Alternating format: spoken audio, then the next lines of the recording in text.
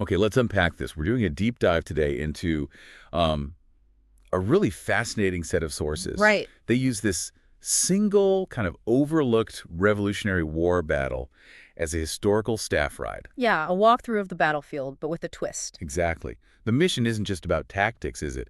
It's about ethics. It really is. Drawing a line, a direct one, from ethical decisions made back in 1775 straight to the kind of high-stakes calls military planners face, well, right now. It's a powerful way to think about moral reflection using history, Absolutely. And the battle we're talking about is Hampton, Virginia, October 1775. which is really early in the Revolution, only about 6 months after Lexington and Concord, the shot heard around the world. Right, and this is where the revolution, properly arrives on Virginia's shores. And the core idea here, the hook, is this test of moral clarity. Mm-hmm. The British basically tried to burn Hampton into submission. So it becomes about much more than just muskets versus cannons. It forces that question. How do you fight effectively without completely losing the moral high ground? A question that never goes away. So the sources frame this using the Spiritual Fitness Staff Ride concept, the SFSR.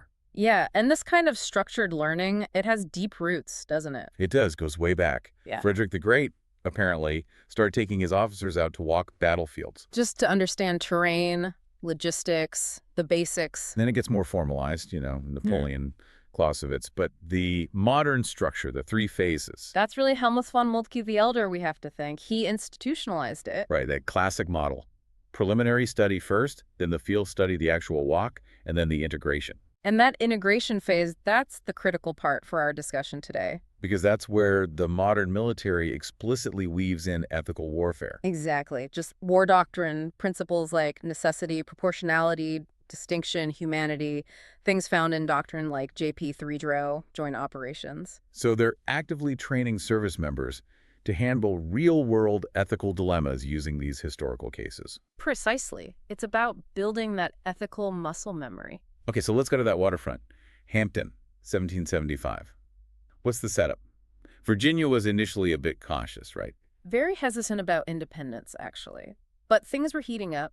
Governor Lord Dunmore's actions, particularly trying to seize colonial gunpowder in Williamsburg earlier that year. Ah, the gunpowder incident. That really inflamed suspicions, didn't it? Hugely. Created this really explosive atmosphere. So by October, Dunmore's raiding parties are out, seizing food, grabbing sailors. And the Virginians pushed back. They did. They captured several British sailors near Hampton. And Dunmore, well, he wasn't having it. He decided to retaliate. So he orders Captain Matthew Squire of HMS Otter to basically punish the town. That's right. The Otter, it wasn't a huge ship, a 14-gun sloop. But still dangerous. Oh, yeah. Capable of firing 7 heavy cannons at once. Grapefruit-sized iron shot, the sources say. Squire's mission was clear. Retaliation, intimidation. Make an example of Hampton. And the clash itself. It happened over a couple of days. October 26th and 27th.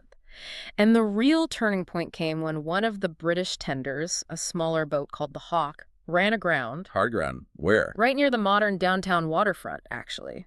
Stuck fast. And it's under heavy musket fire from the Virginia militia on the shore. So the crew couldn't hold it? Nope. They had to abandon ship. And the Virginians, seeing the chance, boarded the Hawk and set it ablaze. Wow. That must have been a huge morale boost for the colonists. Immense. But it absolutely enraged Captain Squire. And this is where the ethical lines get crossed, right? This is it. Squire brings the Otter in close and just starts bombarding the town itself. Not just military targets, the town. The sources mention houses being hit, civilians inside. Yeah, smashing into homes, women and children hiding in cellars. I mean, it's a clear violation of non-combatant immunity, even by the standards of the day. But the militia didn't break. They held firm, led by this remarkably young captain, George Nicholas, only 21. 21, wow. Yeah. They returned fire, effectively, kept the British landing parties off. And the next day, October 27th, the British withdrew. Dunmore's attempt to intimidate Virginia had failed.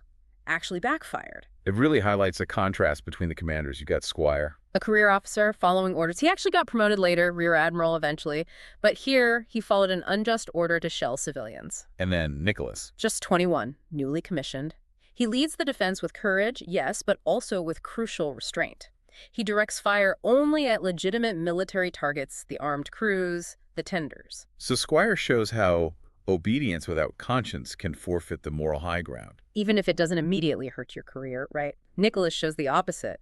principled resistance. Okay, let's apply that just war framework here. Yeah. Those principles tracing back through figures like St. Augustine, Aquinas. Right.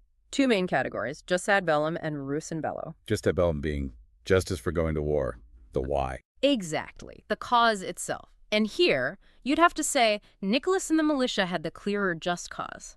Self-defense. Defending their community from aggression. Whereas Britain's cause, driven by Dunmore's anger and desire to intimidate. It's much shakier, morally speaking, tainted from the start. But the really stark contrast is in bello justice in the conduct of war, how they fought. And this is where the British, under Squire, failed badly. First, on distinction. Targeting non-combatants, And the townspeople. Clearly, a fundamental failure. And second, proportionality. Explain that one in this context. Well, look at the initial offense, the colonists seizing a few sailors and maybe some supplies. The British response. Bombarding an entire town, trying to burn it down. It's wildly out of proportion. Completely. As thinkers like Aquinas pointed out, using force far beyond the injuries suffered doesn't just cause excess harm, it seriously undermines your moral standing, and often your strategic goals too. It does raise that tension, though, doesn't it? Yeah. Between moral restraint and tactical necessity. Could Nicholas's restraint have been seen as weakness? Could it have cost them? That's always the question, and it's what these staff rides force people to confront. But in this case, Squire's heavy-handed approach actually backfired. It didn't cow Virginia, it stiffened their resistance. While Nicholas's measured, ethical defense won the moral argument. And arguably, the strategic one, too. In the longer run, it showed moral clarity can actually be a strategic asset. It rallied support. That lesson feels incredibly relevant today. Which brings us to how the modern military trains for this. You mentioned VR and AR enhancing staff rides. Yeah, it's becoming more common. Let service members experience these dilemmas, walk in those shoes virtually. It's about building that ethical muscle memory, that capacity for restraint under pressure. Which leads directly to the modern scenario, and the source is the story of Eli Navarro. Right, an intel analyst working in a SCIF, a secure compartment and information facility. High pressure, high stakes. Okay, walk us through Eli's dilemma. He's planning a strike. He's calculating the potential collateral damage for a precision strike on a PLA missile battery, enemy target. But the problem is the battery is located very close to a civilian fishing village. So his job is the CDE, collateral damage estimate. Exactly. And when he runs the numbers, the model spits out a CDE level 3. Which means there's a high probability civilians could be killed if the strike proceeds as planned right now. Okay. And does he have eyes on the area? Yes. He identifies civilians near the target zone, 2 adults, 2 kids, an elderly man with a cart, moving along the only access road. This is where Hampton echoes. He has to make a judgment call based on potential harm to non-combatants. Right. He quickly calculates they need about 8 minutes to clear the danger zone if they maintain their current pace. 8 minutes? That feels like an eternity in a strike timeline. It is. The pilot on the comms even says 10 minutes is a lifetime. Because Eli recommends an immediate 10-minute hold on the strike package. A 10-minute hold? And does he suggest anything else? Yeah, also a slight adjustment to the ordnance's flight path, the ingress, to further minimize risk. What's the reaction in the SCIF? Tense. But the colonel backs Eli's assessment, says something like 8 minutes, no more. You own that call, Eli. Wow. That's putting immense responsibility on him. But it's that moment of chosen restraint, isn't it? It's exactly that. The mission is vital, but preserving distinction, protecting non-combatants is also paramount. And the outcome. They execute the hold, the civilians clear the area, the target is destroyed successfully, and Eli's after-action report notes no visible strike damage to civilian structures. Moral clarity preserves the mission in humanity. It worked. It did, and that same principle gets tested again in the second scenario they describe for Eli. This one's maritime. Yeah, he's involved in an operation facing harassment from what look like civilian trawlers, white hulls, but they're being used aggressively to screen military movements, using blinding lasers, dazzlers. Oh, that's the gray zone tactics. Yeah. Creates real ambiguity. Terribly ambiguous.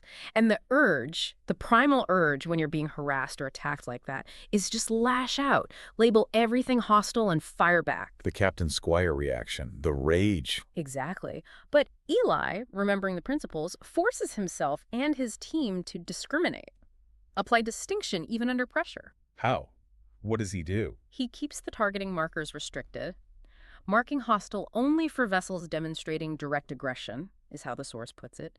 He consciously chooses de-escalation. Even though, as he apparently notes internally, restraint doesn't feel like victory in the moment. Right, it often doesn't. But he avoids escalating the situation, avoids firing on potentially non-combatant vessels being used as shields. He rejects that dark, hot impulse that cost the British at Hampton. Okay, this next shift in the source material is really thought-provoking. It connects these military ethics directly to, well, to home life. Yeah, it's a significant turn. The sources propose that the family is, and I quote, the man's Hampton. The man's Hampton. Explain that analogy. Yeah. It frames your personal life, your home, as this proving ground where the same virtues tested in combat restraint, proportionality, protection are essential for leadership. So they draw parallels, Yeah. like pillars of spiritual fitness applied at home. Exactly. 3 parallel duties. First, protecting the innocent. Which isn't just about physical safety. No, it's also about guarding the household against what the sources call cultural or digital fire. Things like addictions, toxic media influences, things that can harm the spirit. Okay, second pillar. Temperance and restraint, just like Nicholas showed discipline under fire at Hampton. A father, or any leader at home, needs to master their words, their actions, control anger. Precisely. The analogy is that lashing out in anger at home, like the British bombardment, it might enforce compliance through fear, but it destroys your moral authority. It wounds relationships. That makes sense. And the third pillar. Leadership by example. Nicholas's principled stand inspired his militia and eventually Virginia. So at home, leadership isn't about domination, but about sacrificial service, a consistent witness. That's the argument. Leading through virtue, through prayer, through putting others first. That's what builds true strength and loyalty in a family, just like on a battlefield. But here's the kicker. Eli Navarro, the guy who showed such incredible restraint in the SEIF. He struggles with this at home. The sources depict him coming home stressed, snapping over little things, the microwave beeping too long, the TV remote being missing. Small stuff, but it adds up under pressure. Right, and there's this moment where his young son's plastic block tower gets knocked over, and Eli feels that same surge of quick, hot anger he resists at work. And that's his realization point. Yeah. He realizes that temperance, self-control, it isn't a switch you flip on for work. It's a muscle. It has to be exercised everywhere, consistently.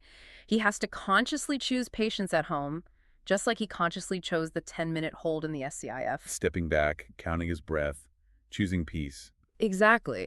Realizing peace isn't just the absence of conflict. It's a condition you have to actively create and protect, whether it's, a geopolitical hotspot or your own living room.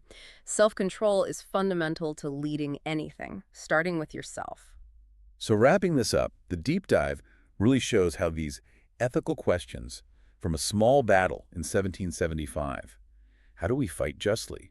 How do we lead with integrity? They're timeless. They're the same questions military leaders wrestle with in SCIFs today, facing incredibly complex scenarios. And as the sources argue, they're the same fundamental questions men, and really all of us, face in leading our families and ourselves. Victory, whether it's military or personal, only feels true, only is true, when it's achieved with justice and integrity. Conduct matters. Which brings us back to Eli Navarro's simple reminder, that note he taped to his terminal. 8 minutes can change everything. Such a simple phrase, but it holds so much weight after this discussion. It really does. And that's the final thought, the challenge for you listening. If a small moment of moral restraint, just 8 minutes of calculated temperance, can potentially save lives in a conflict zone or prevent a dangerous escalation, where in your daily life could exercising that same small measure of patience, of intentional decision-making, keep you from surrendering the moral high ground? Where are your 8 minutes today? That quiet moment of choosing restraint, that's the enduring legacy of Hampton.